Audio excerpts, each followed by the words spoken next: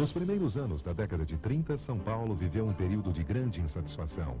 Instalado o governo provisório de Getúlio Vargas, São Paulo trabalhava para a volta ao governo constitucional.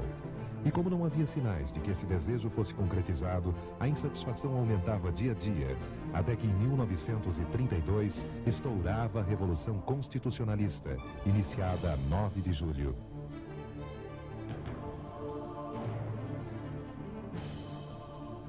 Havia em São Paulo, nesse tempo, apenas uma faculdade de medicina, e esta limitava-se à admissão de 70 alunos anuais. A procura por vagas nos cursos médicos era grande, e sendo pequena a oferta, muitos estudantes deslocavam-se para outros estados. Tudo isso foi forçando, e em 1973, um grupo grande fez vestibular para a Faculdade de Medicina de Pinheiros. Desse grupo eu fazia parte. E aconteceu o seguinte, um grande número de alunos tiveram nota boa, mais do que suficiente para entrar na faculdade, mas não conseguiram vaga pela limitação do número de vagas.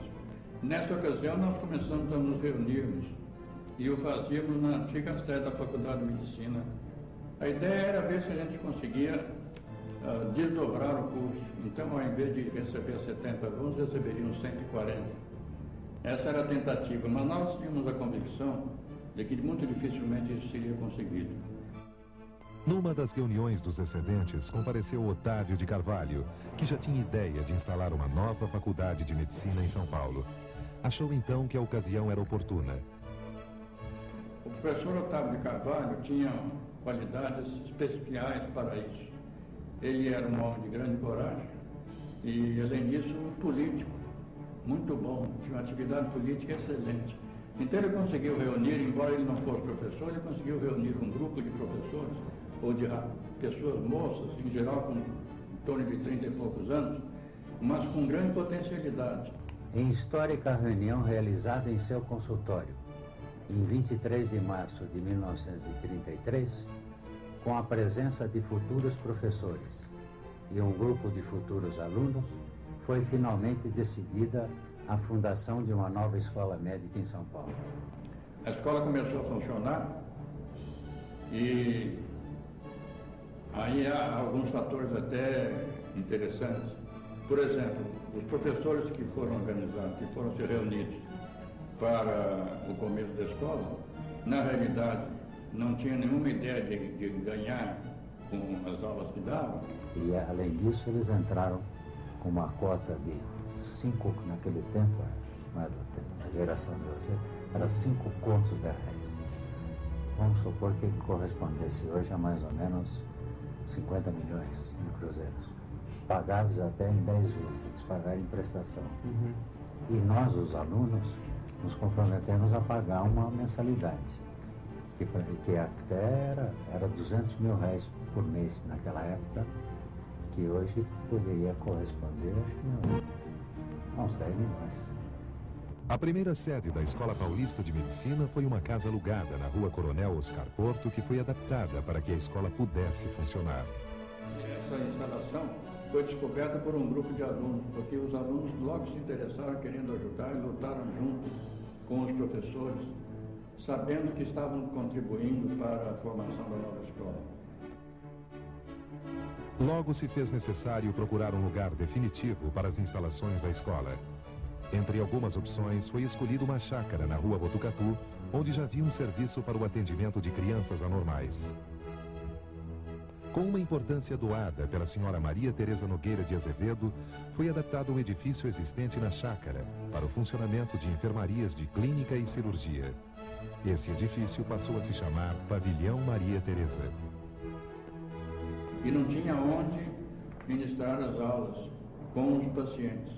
E o professor Otávio aí agiu também, falando com o Conde Matarazzo, conseguiu licença para que aulas fossem dadas no Hospital Humberto Primo. E de fato lá foi adaptado um pavilhão que não estava sendo ocupado, foram colocadas lá uma meia dúzia de camas, e os assistentes da propedêutica chegavam mais cedo na aula, iam às enfermarias e escolhiam doentes que servissem para demonstrações práticas. Além de tudo, eles também, ao invés de receberem pelo trabalho, eles pagavam porque os doentes, no fim de certo tempo, descobriram que estavam sendo explorados para as aulas e começaram a cobrar. Então, os assistentes passaram a pagar R$5.000 por aula a que o doente se prestasse para ser apalpado e judiado pelos estudantes. E logo tratou também o professor Otávio de conseguir dinheiro para iniciar as obras do Hospital São Paulo. E assim foi lançada a pedra fundamental do Hospital São Paulo, se não me engano, em 1936.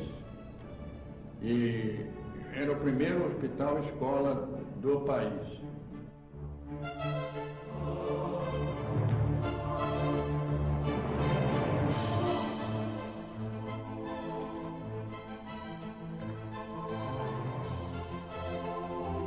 A credibilidade dos alunos da primeira turma em seus professores fundadores, dada a atitude austera e os ensinamentos recebidos, fez com que eles firmemente acreditassem no reconhecimento oficial da escola. Então nós, de vez em quando, passava aquele susto. Será que nós vamos receber um diploma que não vai ser reconhecido? E assim foi. E a escola só foi reconhecida quando nós estávamos na 6ª série. Mas quando a escola foi reconhecida pelo governo federal, foi em maio de 1978, o professor Otávio já não era mais nem diretor e não estava comparecendo aqui mesmo, embora não tivesse sido aceito o pedido de demissão de professor. Nos anos que se seguiram, várias turmas de alunos haviam entrado. A escola já tinha alcançado um certo prestígio, mas começava a entrar em grave situação financeira. Então o Jairo Ramos, que era o diretor em 1953, né, reuniu a congregação e a congregação decidiu, não, nós preferimos fechar a Escola Paulista de Medicina do que baixar o padrão de ensino. Né? Por isso teve muita repercussão aqui em São Paulo, inclusive no meio político, porque a escola já tinha um bom conceito, né? E era a segunda escola médica de São Paulo. E isso é que começou o movimento para a federalização. E a escola foi, afinal, federalizada em 1956, o que trouxe um grande alívio, porque os funcionários passaram a ser absorvidos pelo Ministério da Educação, os professores também. Antes disso, os professores ganhavam quando não havia dinheiro. Quando não havia dinheiro, não ganhavam nada, ganhavam apenas um tapinha nas costas. Eu fui diretor do Hospital São Paulo justamente de 1954 a 1957. Então, peguei essa transição do Hospital São Paulo, escola particular, e o Hospital São Paulo, escola federal. O Hospital São Paulo não foi federalizado. E propositadamente, porque nós não queríamos perder a maleabilidade na administração.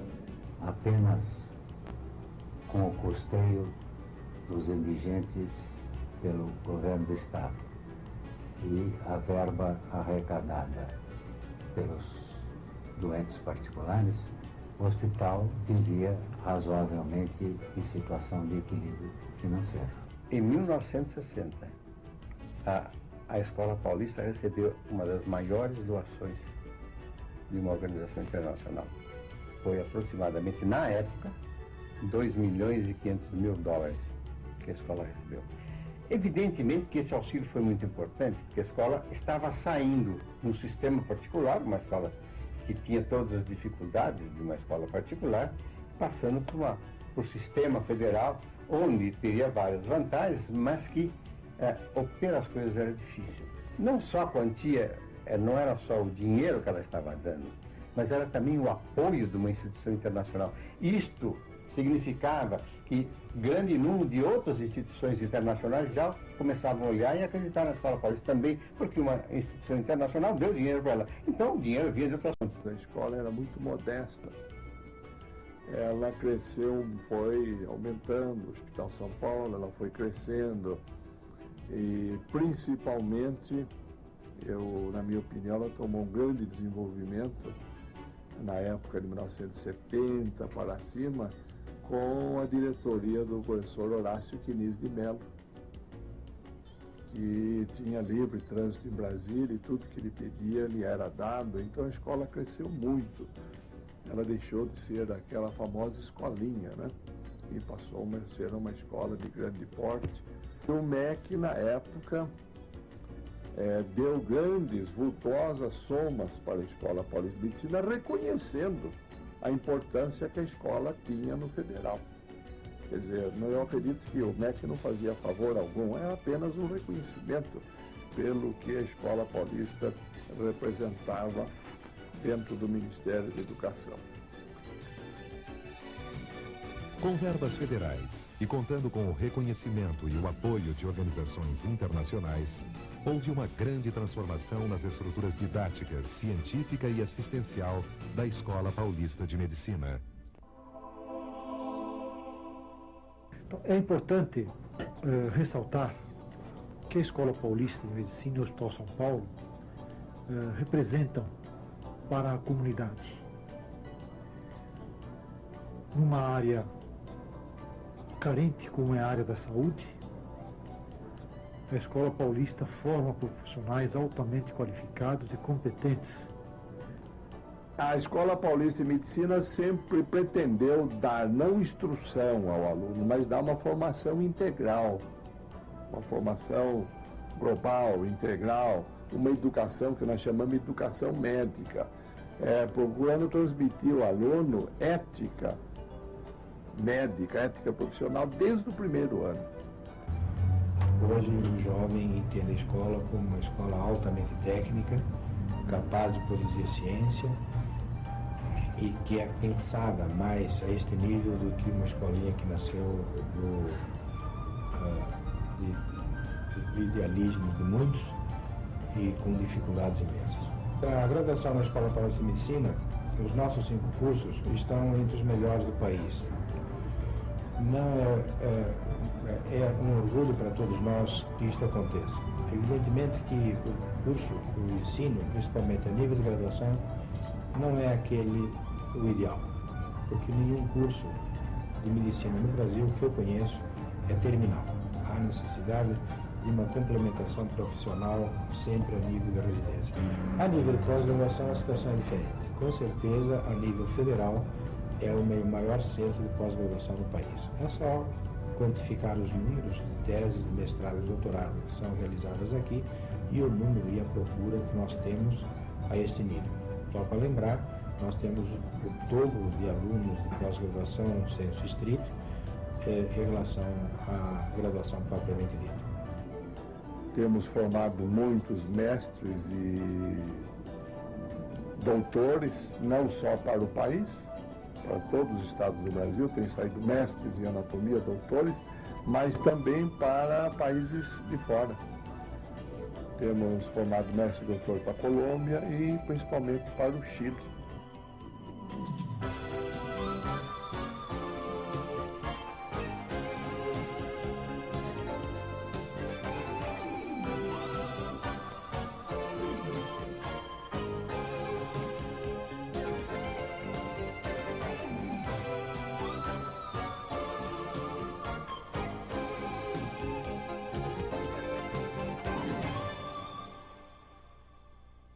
A escola é, sem dúvida nenhuma, hoje que tem o maior número de cursos de pós-graduação no Brasil, na área médica.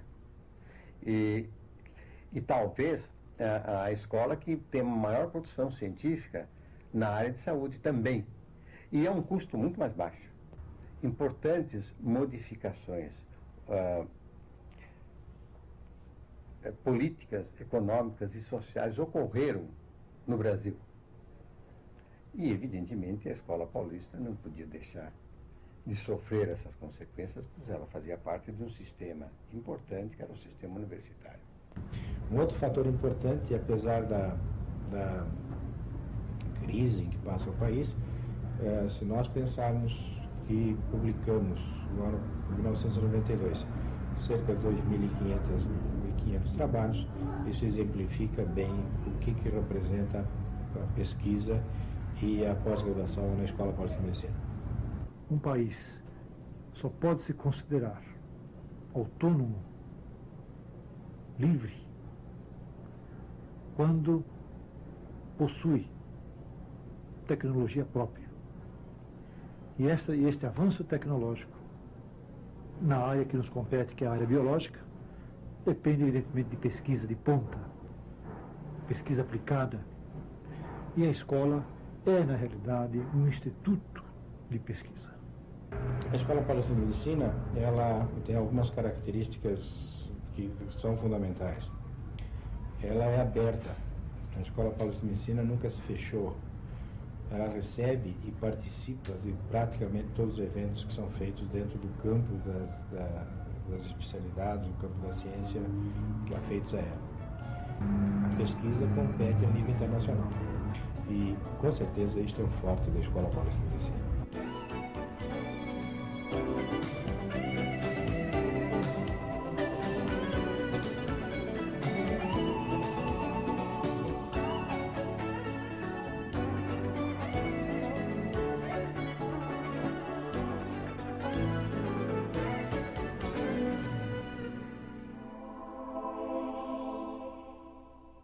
E essa experiência vivida a nível de laboratório acaba, de alguma forma, sendo transferida ao atendimento no Hospital São Paulo, um atendimento terciário, um atendimento de ponta.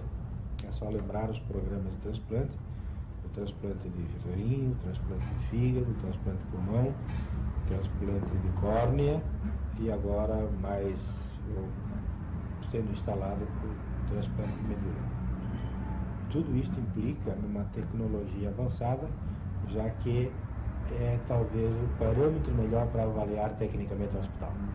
Na parte assistencial, aquela realmente que aparece mais, com atendimento de cerca de 100 mil consultas mês no Hospital São Paulo, em nossos ambulatórios, cerca de 2.000 cirurgias mês,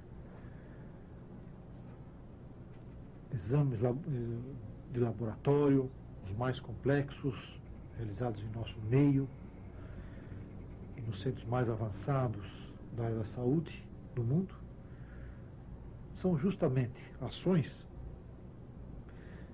que tornam a Escola Paulista e o Hospital São Paulo um patrimônio do povo paulista e, evidentemente, do povo brasileiro. E a escola e o hospital desempenham muito bem esse aparente contraste entre a carência e, ao mesmo tempo, a necessidade de ter em nosso país um atendimento à saúde de ponta.